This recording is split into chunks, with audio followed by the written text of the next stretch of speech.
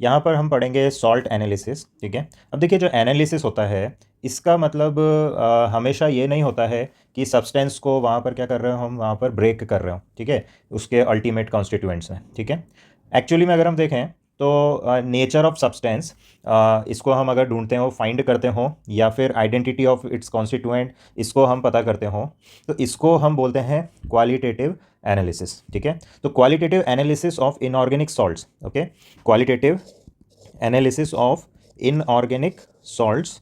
ठीक है, इसका मतलब अगर हम देखें तो बेसिकली क्या है, आइडेंटिफिकेशन।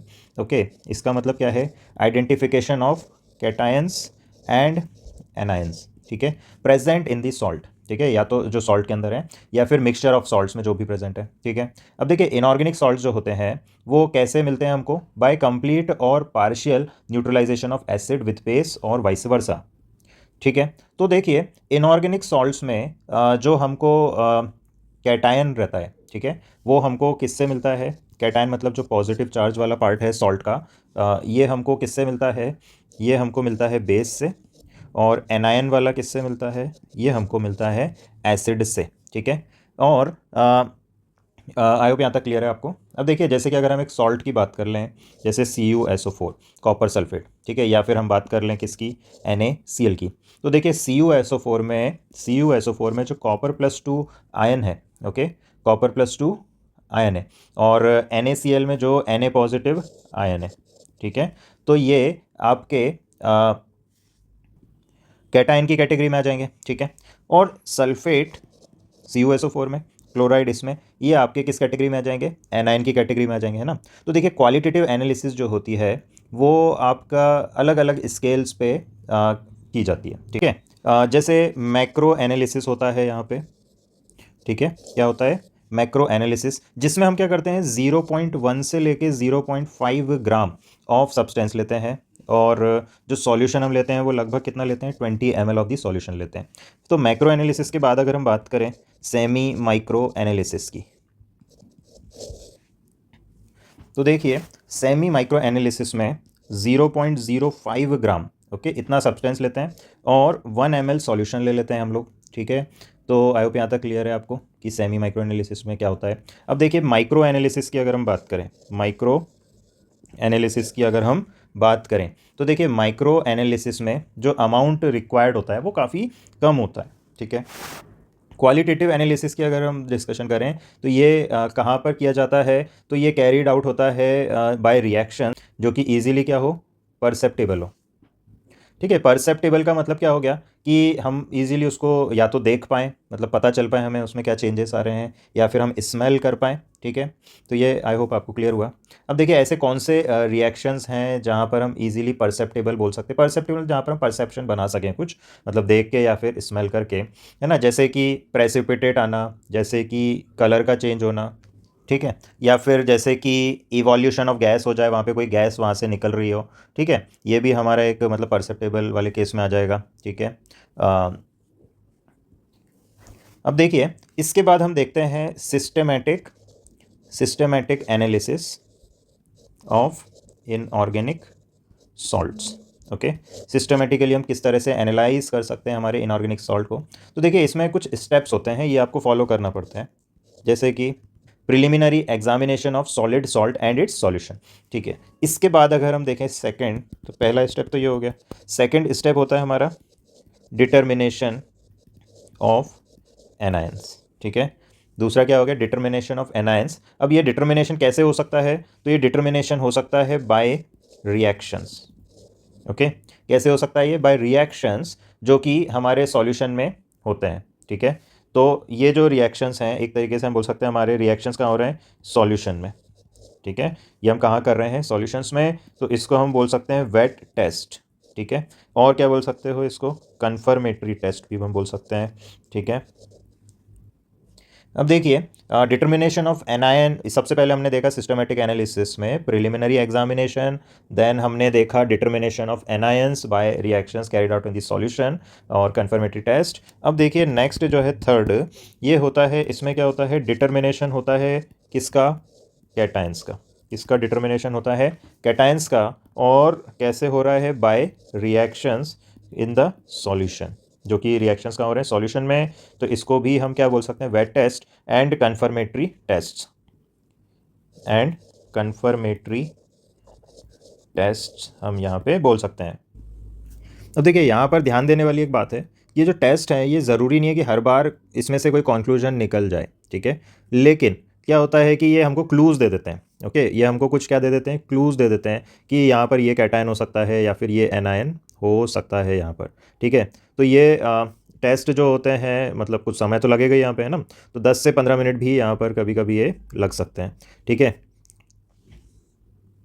अब देखिए ये जो टेस्ट हम कर रहे हैं इसमें क्या क्या चीज़ें इंक्लूड होती हैं, तो इन्वॉल्व करते हैं ये जैसे जनरल अपीयरेंस, फिजिकल प्रॉपर्टीज़, है ना, फिजिकल प्रॉपर्टीज़ जैसे कि क्या क्या हो सकते हैं, कलर हो सकता है, क्या हो सकता है, कलर हो सकता है ना, स्मेल हो सकती है, सॉल्युबिलिटी हो सकती है, ठीक है, ये सॉल्ट की ये प्रॉपर्टीज़ यहाँ पर हो सकती है ना।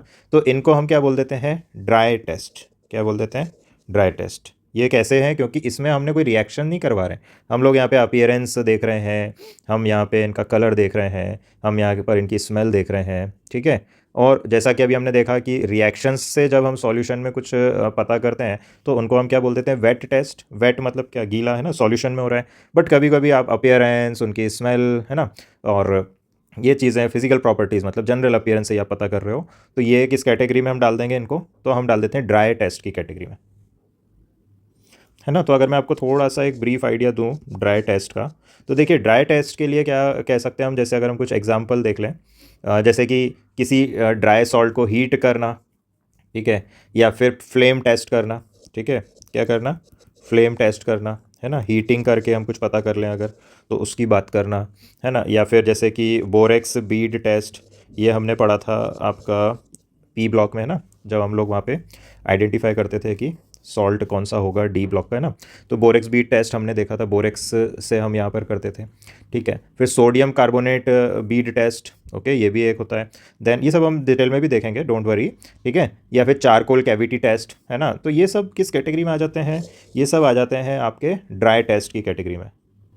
अब देखिए सॉल्युबिलिटी जो रहती है सॉल्ट की, तो सॉल्युबिलिटी किसी भी सॉल्ट की अगर हम देखें, किसके अंदर, वाटर के अंदर, ठीक है, तो पानी के अंदर जो सॉल्युबिलिटी होती है सॉल्ट की, या फिर पीएच जो होता है एक्वस सॉल्यूशन का, ये हमको काफ़ी ज़्यादा इंपॉर्टेंट पॉइंट्स बता देते उस सॉल्ट के बारे में, है ना। सॉल्ट के बारे में जब मैं बोल रहा हूँ इसका मतलब क्या बोल रहा हूँ मैं, कि नेचर ऑफ आयंस जो है सॉल्ट में, उनके बारे में काफ़ी इन्फॉर्मेशन हमको पता चल जाती है, ठीक है। अगर कोई सॉल्यूशन है हमारा सॉल्ट का, ठीक है, वो एसिडिक है या बेसिक है नेचर में, ठीक है, ये भी आपको पता चल जाएगा, ठीक है। मतलब सॉल्ट हमारा एसिडिक है या बेसिक, क्योंकि पानी में डालने पर अगर हमारा पीएच 7 से कम है मतलब एसिडिक सॉल्ट था, अगर ज़्यादा है 7 से तो बेसिक सॉल्ट था, ठीक है। मतलब हाइड्रोलिसिस होने के बाद में, है ना, सॉल्ट को पानी में डाला तो हाइड्रोलिसिस होने के बाद में, ठीक है। अब देखिए अगर सॉल्यूशन बेसिक है, ठीक है, तो हो सकता है कि वो कार्बोनेट सॉल्ट हो या फिर सल्फाइड हो, ठीक है ना।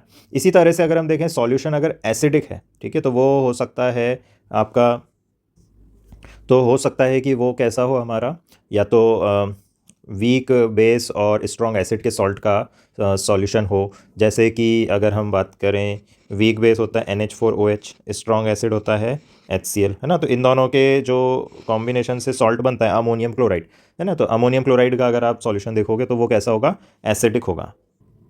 अब देखिए जो गैसेस हमारी इवॉल्व होती हैं, ओके, गैसेस जो इवॉल्व हो रही है हमारे प्रिलिमिनरी टेस्ट में, है ना, जैसे कि डाइल्यूट H2SO4 के साथ में, या फिर डाइल्यूट HCl के साथ में, ठीक है, या फिर कॉन्सनट्रेटेड एसिड के साथ में, ठीक है, ये भी हमको एक अच्छा इंडिकेशन दे देते हैं कि कौन सा वहाँ पे रेडिकल्स प्रेजेंट है, ठीक है, ठीक है। ये रेडिकल्स वगैरह क्या होते हैं इसको मैं अभी अच्छे से डिस्कस करूँगा, है ना। तो in short what I want to say is that कि प्रिलिमिनरी टेस्ट हमेशा हमको करना चाहिए, परफॉर्म करना चाहिए जब हम कन्फर्मेटरी टेस्ट वगैरह मतलब चेक कर रहे हैं उसके पहले, है ना, क्योंकि उसी से तो हम आगे अपना एक्सपेरिमेंट को बढ़ा पाएंगे, ठीक है। अब देखिए अगर हम एक्सपेरिमेंट की बात करें तो देखिए हमारा एम क्या है कि कैटायन और एनायन हमको पता करना है गिवन सॉल्ट में, ठीक है, फ्रॉम दी फॉलोइंग आयंस, ठीक है, मतलब कैटायन हमको पता करना है कौन सा है और एनायन हमको पता करना है कौन सा है from the list of these cations. तो देखिए अगर कैटायन की बात करूँ जिनको हम चेक करेंगे, तो lead 2 positive, copper 2 positive, arsenic 3+, या फिर एल्यूमिनियम 3+, या फिर आपका आयरन 3+, ठीक है, या फिर आपका Mn मैग्नीज +2, या फिर आपका निकल +2, या फिर आपका Zn+2, कोबाल्ट +2, ठीक है, कैल्शियम 2 पॉजिटिव, स्ट्रॉन्शियम 2 पॉजिटिव, ठीक है, या फिर बैरियम 2 पॉजिटिव, या फिर आपका मैग्नीशियम 2 पॉजिटिव, या फिर आपका अमोनियम प्लस। इसी तरह से हम लोग एनायंस में भी पता करेंगे।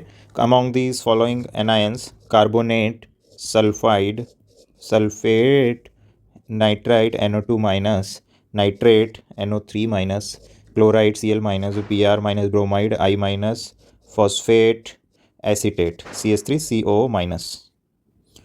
अब देखिए सबसे पहले देखें तो अगर देखिए दो बेसिक प्रिंसिपल हैं, ठीक है, दो बेसिक हमारे पास में क्या है, प्रिंसिपल्स हैं जो कि हमको एनालिसिस में यूज़ करना रहेंगे, है ना।